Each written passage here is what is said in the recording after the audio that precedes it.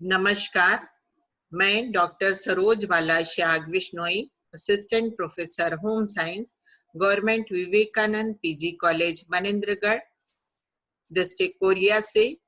आज हम चर्चा करेंगे BA part 3 paper second food and nutrition के अंतर्गत यूनिट 1 में पढ़ाए जाने वाले प्रोटीन विषय पर।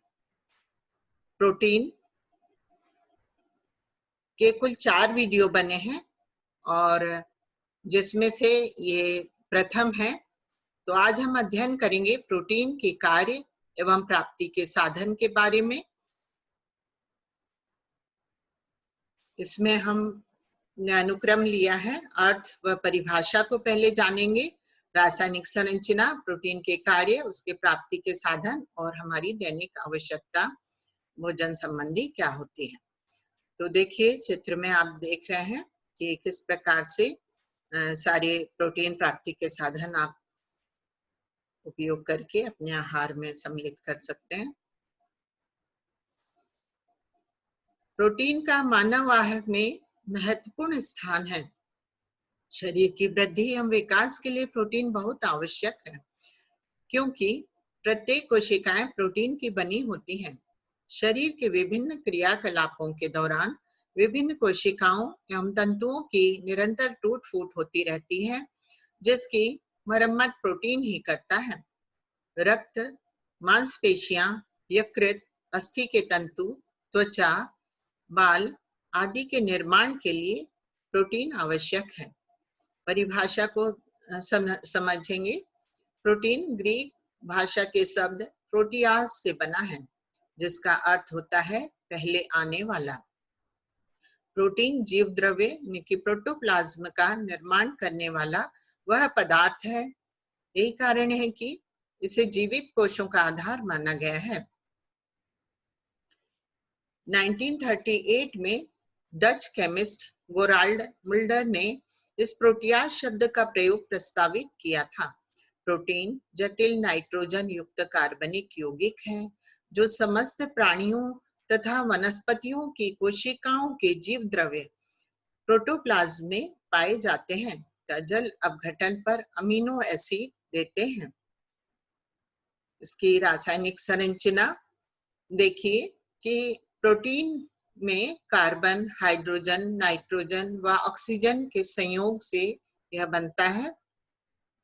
कुछ प्रोटीन में सल्फर तथा फास्फोरस भी पाया जाता है। जीवित प्राणी के सभी कोश व ऊतक प्रोटीन के ही बने होते हैं। पित्त व मूत्र को छोड़कर सभी शरीर के सभी द्रव्यों में प्रोटीन पाया जाता है। प्रोटीन की मूलभूत इकाई अमीनो एसिड है, अर्थात प्रोटीन अमीनो एसिड से मिलकर बनते हैं। रासायनिक संरचना के बारे में आगे बताऊंगी कि अधिकांश प्रोटीन 22 अमीनो एसिड से मिलकर बनते हैं। 10 अमीनो एसिड ऐसे हैं जिन्हें भोजन में लेना अति आवश्यक होता है। क्योंकि यह शरीर में इसका निर्माण संभव नहीं है, चाहे शरीर की वृद्धि एवं विकास के लिए आवश्यक है। इन 10 अमीनो एसिड को आवश्यक अमीनो एसिड कहा जाता है।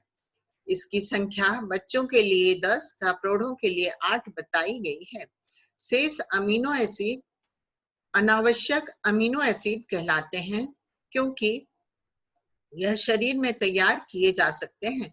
शरीर की वृद्धि एवं विकास में इनका महत्व नहीं होता है। प्रोटीन का कार्य मानव शरीर में देखिए कि प्रोटीन जो है मुख्य रूप से 3 कार्य करता है। निर्माणक कार्य यानी कि बॉडी बिल्डिंग फंक्शन, नियामक कार्य यानी रेगुलेटरी फंक्शन, ऊर्जा प्रदान करना यानी एनर्जी गिविंग फंक्शन। यहाँ आप एक चित्र देख रहे हैं।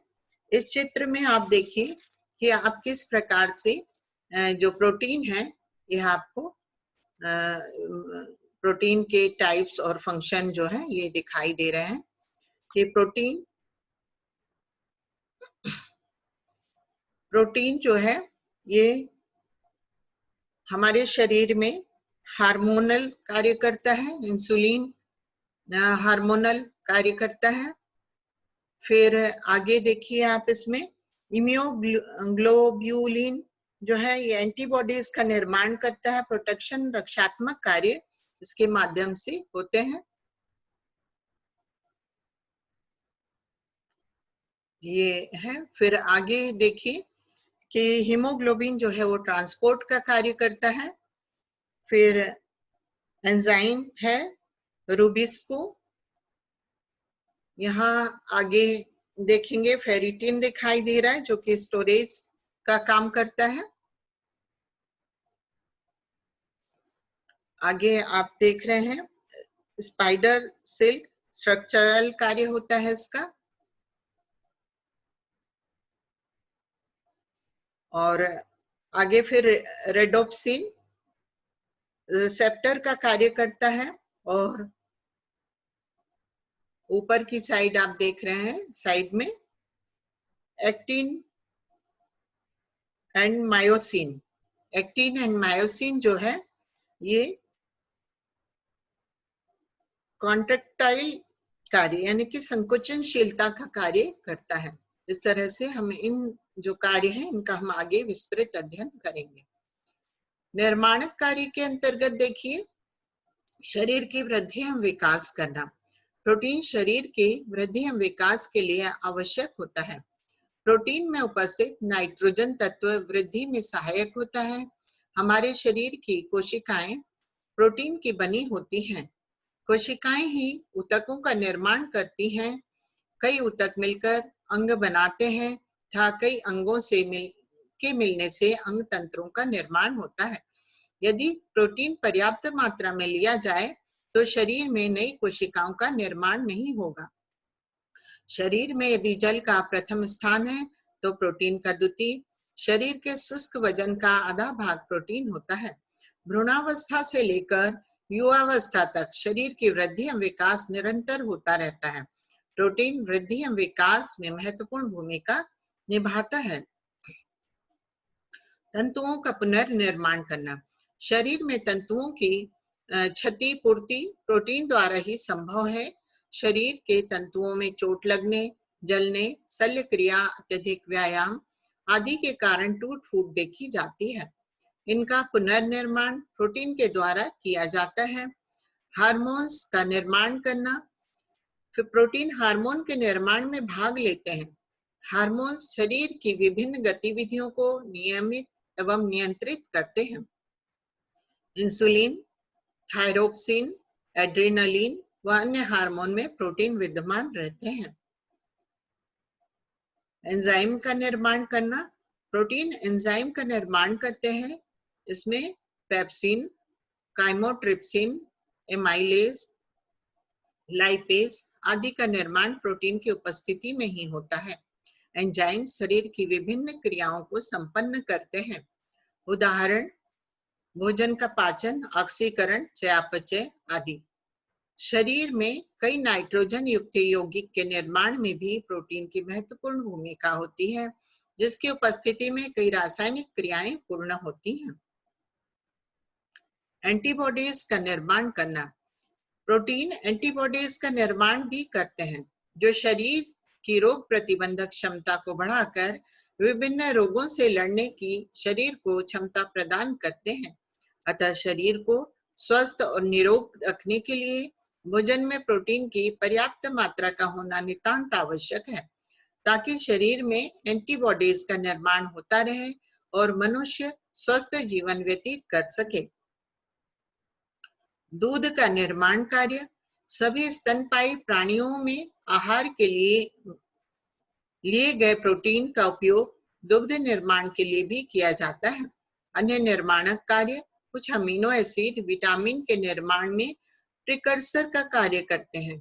जैसे विटामिन B3 के निर्माण के लिए ट्रिप्टोफैन अमीनो एसिड का उपयोग शरीर करता है। मिथ्योनिन अमीनो एसिड से शरीर में कोलिन बनता है, जो कि यकृत में वसा के जमाव को रोकता है। अब हम देखेंगे रेगुलेटरी फंक्शन यानी कि नियामक कार्य। इसमें मुख्य रूप से आप यहाँ एक चित्र देख रहे हैं।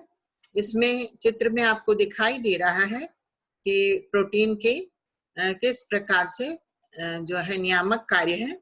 इसमें आप ऊपर देखिए स्ट्रक्चरल एंड मैकेनिकल कार्य दिखाई दे रहा है, फिर एंजाइम्स को बनाने वाला, hormone, antibodies, fluid balance, acid balance, transport के कार्य। तो इस तरह से बहुत सारे कार्य जो है ये प्रोटीन करता है। तो इसको हम आगे विस्तार से अध्ययन करेंगे कि किस प्रकार से जल के संतुलन का नियमन प्रोटीन करता है। तो रसाकर्षण दबाव को बनाए रखता है, जिससे कोशों के भीतर व बाहर की मात्रा जो है ये जल की संतुलित रहती है। प्रोटीन रक्त में प्लाज्मा प्रोटीन के रूप में उपस्थित रहता है तथा शरीर के कई क्रियाओं का नियमन करता है, जिससे संपूर्ण शरीर में जल का संतुलन बना रहता है। अम्ल व क्षार के संतुलन का नियमन। प्रोटीन की प्रकृति एम्फोटेरिक होती है, जिसके कारण प्रोटीन रक्त व ऊतकों में अम्ल क्षार का संतुलन भी बनाए रखता है। हम चाहे किसी भी प्रकार का कार्य कर लें, शरीर अपने किसी भी प्रकार का आहार ले, चाहे क्षारीय हो या अम्लीय, और क्षारीय पीएच 7.6 को बनाए रखता है। यह श्रेय प्रोटीन को ही जाता है। रक्त में हीमोग्लोबिन उपस्थित, जो हमारे रक्त है उसमें हीमोग्लोबिन की उपस्थिति एवं ऑक्सी हीमोग्लोबिन कोशों में चयापचय के दौरान बनने वाली कार्बन डाइऑक्साइड को अपने साथ संयुक्त कर उच्छ्वास क्रिया के साथ बाहर निकाल देता है। इस प्रकार से चयापचय से उत्पन्न पदार्थ चाहे कितनी भी अम्लीय व क्षारीय प्रकृति के हों, वे प्रोटीन के साथ संयुक्त होकर उत्सर्जित कर दिए जाते हैं, जिससे शरीर में अम्ल व क्षार का संतुलन बना रहता है। ऊर्जा प्रदान करने यानी कि एनर्जी गिविंग फंक्शन के बारे में चर्चा करेंगे। प्रति 1 ग्राम प्रोटीन द्वारा 4 कैलोरी ऊर्जा प्राप्त होती है। प्रोटीन का मुख्य कार्य कोशों का निर्माण व पुनर्निर्माण है। ऊर्जा उत्पादक तत्व के रूप में प्रोटीन का महत्व बहुत कम है। जब आहार में आवश्यकता से अधिक प्रोटीन लिया जाता है तो यह अतिरिक्त मात्रा ऊर्जा उत्पादन का ही कार्य करती है। प्रयोगों में देखा गया है कि जब कार्बोज व वसा आहार में कम लिए जाते हैं तो प्रोटीन ऊर्जा उत्पादन का कार्य अधिक व निर्माण का कार्य कम करते हैं। दैनिक ऊर्जा की आवश्यकता का 6 से 12% भाग प्रोटीन द्वारा प्रदान किया जाता है। प्रोटीन प्राप्ति के साधन के बारे में जानेंगे कि प्रोटीन प्राणिज व वनस्पति दोनों वर्ग के खाद्य पदार्थ से प्राप्त होता है। सर्वाधिक मात्रा में मांस, मछली, अंडा, पनीर, शुष्क दूध व नट्स से मिलता है। मध्यम मात्रा में यह सभी प्रकार की दालों, फलियों, सूखे मटर, अनाजों, दूध में पाया जाता है। सबसे कम मात्रा में सब्जियों व फलों में मिलता है। भारतीय आहार में प्रोटीन का सबसे प्रमुख साधन अनाज, दालें, दूध व दूध से बने पदार्थ हैं। आप यहाँ चित्र में देख रहे हैं, सभी प्रोटीन प्राप्ति के साधन चित्र में दर्शाए गए हैं। मांसाहारी लोग प्राणिज वर्ग के अन्य साधनों से भी प्रोटीन प्राप्त करते हैं। प्रोटीन की गुणवत्ता बढ़ाने के लिए शरीर में अमीनो एसिड सप्लीमेंटेशन किया जाता है, अर्थात एक अन्य भोज्य पदार्थ में जो अमीनो एसिड नहीं होते हैं उसकी पूर्ति के लिए दूसरे भोज्य पदार्थ उसमें मिलाकर प्रोटीन की गुणवत्ता को बढ़ाया जा सकता है। वर्तमान समय में अपारंपरिक protein east, blue green algae, mushroom व अन्य फंजाई लीफ प्रोटीन भी प्रोटीन के साधन के रूप में प्रयोग किए जा रहे हैं। ईस्ट प्रोटीन का अत्यधिक प्रयोग नहीं करना चाहिए। इसके अत्यधिक प्रयोग से गुर्दे की पथरी, गठिया रोग, जोड़ों की अन्य बीमारियां होने की संभावना बढ़ती है। ये आप यहाँ चित्र में प्राणिज प्रोटीन के साधन देख रहे हैं। अब हम चर्चा करेंगे प्रोटीन की दैनिक आवश्यकता के संबंध में। प्रोटीन की दैनिक आवश्यकता आयु, लिंग, अन्य स्थितियों जैसे गर्भावस्था, दुग्धपान अवस्था के आधार पर भिन्न भिन्न होती है। एक वयस्क व्यक्ति आहार में 1 ग्राम प्रोटीन प्रति किलोग्राम शरीर के भार के हिसाब से ले तो प्रोटीन की आवश्यकता पूर्ण हो जाती है, परंतु बच्चों की प्रोटीन की आवश्यकता वृद्धि की आवश्यकता के कारण अधिक होती है। ICMR 1991 के अनुसार प्रोटीन की दैनिक आवश्यकता विभिन्न आयु व लिंग के अनुसार आपको बताऊंगी कि क्रमशः पुरुष 60 ग्राम, महिला 50 ग्राम, गर्भावस्था में 50 ग्राम प्लस 15 ग्राम यानी कि कुल 65 ग्राम प्रति किलो बॉडी वेट के अनुसार लेना चाहिए। दुग्धपान अवस्था में 0 से 6 महीने तक 50 ग्राम प्लस 25 ग्राम यानी कि कुल 75 ग्राम और 6 से 12 महीने तक 50 प्लस 18 यानी कि 68 ग्राम पर केजी बॉडी वेट के अनुसार महिला को लेना चाहिए। शिशुआवस्था में 0 से 6 महीने तक 2.05 ग्राम प्रति किलोग्राम शरीर भार के अनुसार और 6 से 12 महीने की अवस्था में 1.65 ग्राम प्रति किलोग्राम शरीर भार के अनुसार दिया जाना चाहिए। क्रमशः बाल्यावस्था में लड़के एवं लड़कियों दोनों के लिए 1 से 3 वर्ष की अवस्था में 22 ग्राम, 4 से 6 वर्ष की अवस्था में 30 ग्राम, 7 से 9 वर्ष की अवस्था में 41 ग्राम पर केजी बॉडी वेट के अनुसार दिया जाना चाहिए। लड़कों के लिए 10 से 12 वर्ष की अवस्था में 54 ग्राम, 13 से 15 वर्ष की अवस्था में 70 ग्राम, 16 से 18 वर्ष की अवस्था में 78 ग्राम पर केजी बॉडी वेट के अनुसार दिया जाना चाहिए। अब चर्चा करेंगे लड़कियों पर कि 10 से 12 वर्ष की अवस्था में लड़कियों को 57 ग्राम, 13 से 15 वर्ष की अवस्था में 65 ग्राम, 16 से 18 वर्ष की अवस्था में 63 ग्राम यानी 63 ग्राम पर केजी बॉडी वेट के अनुसार दिया जाना चाहिए। आप यहाँ पे तालिका बनी हुई देख रहे हैं जो कि रिकमेंडेड है डेली प्रोटीन इनटेक के लिए। इसमें आप यहाँ पर देख रहे हैं कि एज और मेल और फीमेल के लिए दिया हुआ है। तो 10 से 11 वर्ष की अवस्था में 50 और मेल के लिए और फीमेल के लिए भी 50, 12 से 14 वर्ष की अवस्था में मेल के लिए 60 और फीमेल के लिए 55 ग्राम और 15 से 17 वर्ष की अवस्था में मेल के लिए 65 और फीमेल के लिए 55 ग्राम और 18 से 29 वर्ष की अवस्था में मेल के लिए 60 और फीमेल के लिए 50 ग्राम पर केजी बॉडी वेट के अनुसार दिया जाना चाहिए।